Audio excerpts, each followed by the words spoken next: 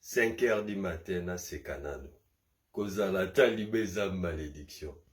Boyo kaka mwa moke oyo. École gratuite, bo échoué. Maison préfabriquée, bo échoué. Saute-mouton, bo échoué. Électricité à Kinshasa, bo échoué. Kolia, yaba congolais, bo échoué. Bas salaire, yaba fonctionnaire, bo échoué.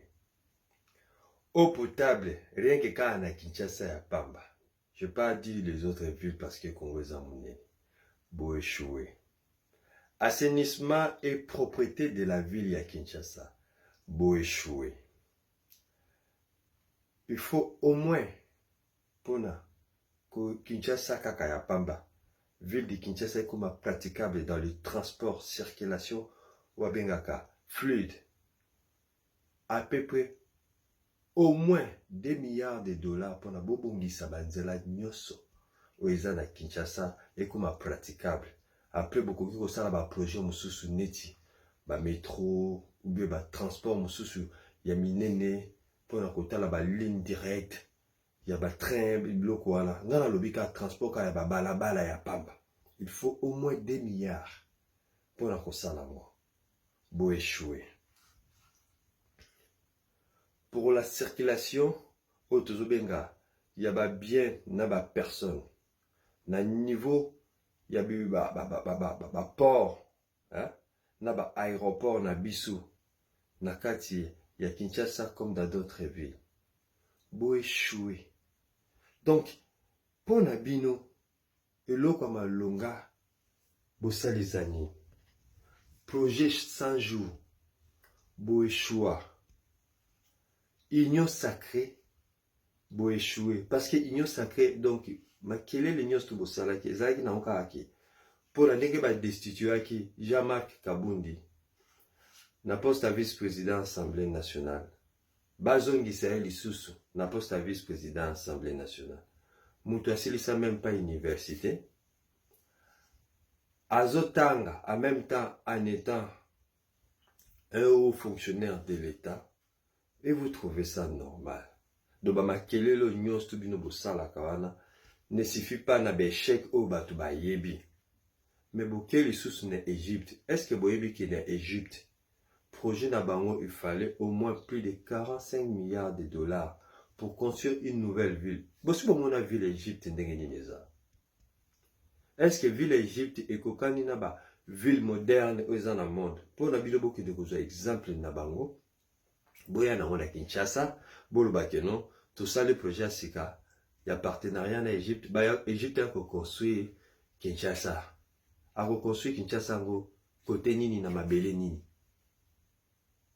Kinshasa, ils a sirabondé des bateaux, des gens. Ils a ville moko donc concentré moko pas possible. Est-ce que bola mukana tombo mona ka nombre ya bateau ba circula kana Kinshasa? Est-ce que c'est normal pour une ville bazala ebele concentré à un seul endroit ndenge bazala na Kinshasa?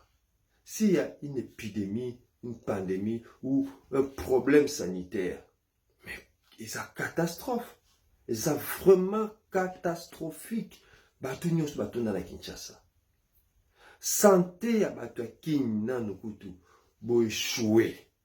Tala ba état ba mama yemu avec les autres hôpitaux publics.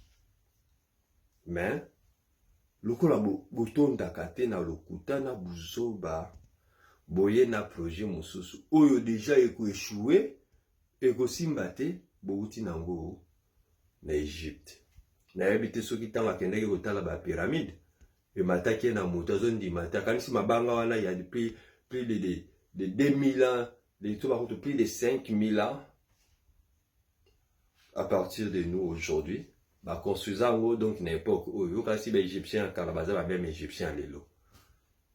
Les Égyptiens, car c'était des savants. Les Égyptiens, les lots, tout le monde très sale.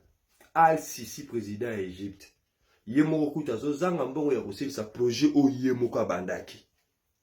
Pour construire une nouvelle ville de plus de 6 millions d'habitants, ou peut-être 7 millions d'habitants. Azoko quand même pas aussi ça. Donc, à celle-ci, nous avons été à Bino. Après, Bolobi, oh non, les Égyptiens construisent des maisons en Nigeria. Hey. Donc, les Anglais construisent des maisons en Nigeria. Pont et na Nigeria, on a deux Égyptiens. Parmi les grands architectes au monde, est-ce que tout le monde est égyptien? Pourquoi beaucoup de talibans? Vous avez la talibé malédiction. Vous savez, hein, un combattant normal, ok, bisolem tout le monde a azarma très lucidité, azarma très maillé, très intelligenté. Son cerveau vaut au moins 10 ans Liban. Bah cerveau à battre, la biso, tout ça, extrêmement intelligent. Parce que moi je l'ai dit carrément, je suis né intelligent. Babengaka, inné, yakubotama. Ngala za otangate. So na ke classe na tanga ate, na zonga anda na tanga abakaye na ngate. Mais na zoaka toujours. Na sisa na maths physique. Na za otanga te. So professeur apesi loko ngala otala. So na zonga na na osimba na ngaka ete. Et loko na ndanu babela singate so na tali yango boy. Na ko déchiffrer mbala moko, je commence à les décortiquer et directement à savoir comment est-ce que ça a été fait. J'ai trouvé même d'autres formules moi-même dans les décès scientifiques, les décès industriels, rien qu'en regardant le plan, en regardant comment ça a été schématisé, on a comprendre que non résultat ko bimaboy. Na sali on a formé na ngai ngamuko. Tant que ça là makambo, faut consulter, il y a beaucoup de gens qui sont intelligents dans le Congo. Je vous l'ai dit, na kolina ba camarade mususu, oyo so bozo sala l'air mususu, trigonométrie quand on était encore toujours ça là. Maths physique. Donc, ceux qui azobete là, équation, tu peux pas imaginer. Mais toujours temps à la vie sauter. Mais nous, on était grave intelligents. Les gens croyaient que nous, on se donnait à fond, on se donnait pas à fond. Parce qu'à l'époque, on était tellement aisés que tout ça, il y a plus qui est kotanga. Mais on réussissait toujours. Jusqu'à ce qu'on a fini nos études. Mais bino suko, namayele, nabe intellectuel, nous tout bien ici à monde entier. Vous n'arrivez pas à comprendre que vous êtes tout le temps en train d'échouer. Commencez d'abord par les désengorgements, par l'urbanisation, il y a Kinshasa. Ceux qui au moins vous réussir par là. Nabanzela, naba hôpitaux, dans l'eau potable. Tout coquet au moins couper sabino. Ne fût-ce que moi doute et non, ces gens-là peuvent réussir. Mais bon, il y a des choses dans le projet, sens. Je vous dis, s'il vous plaît, ne m'envoyez pas vos vidéos. Comme quoi, vous avez une autre initiative, il y a que ça, là, ce qui peut projet pour les Congolais. Commencez d'abord par l'eau potable et l'électricité, en plus par les transports. Wanande n'a pas comprendre que non. Bon, dis-moi, bien, comment voulez-vous construire une ville qui n'est pas électrisée? L'électricité dans le Congo, c'est un vrai problème. Mais bien, ça va projet, mais pas dans la ronani, n'a pas bougie, n'a pas groupe électrogène, na nini, na carburant, hydrocarbure, il y a, oh, bien, vous avez la Kinshasa, il y a un bien, vous avez beaucoup, autant ça va machine, n'y a pas de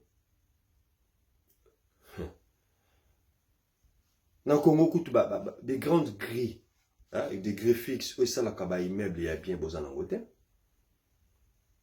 Là-bas, la malonga, dans le côté salémité, pour avoir acheminé les matériaux nécessaires pour construire le Congo. Besoin d'en côté. Est-ce que au moins, le port, n'a biso ya beau, maintenant, ma taille déjà normale? Ça, c'est pas des ports. Gabi gango ba port, gabi gango ba beach. Ba beach, mike. C'est pas des ports pour un pays comme le Congo, ça, c'est pas des ports.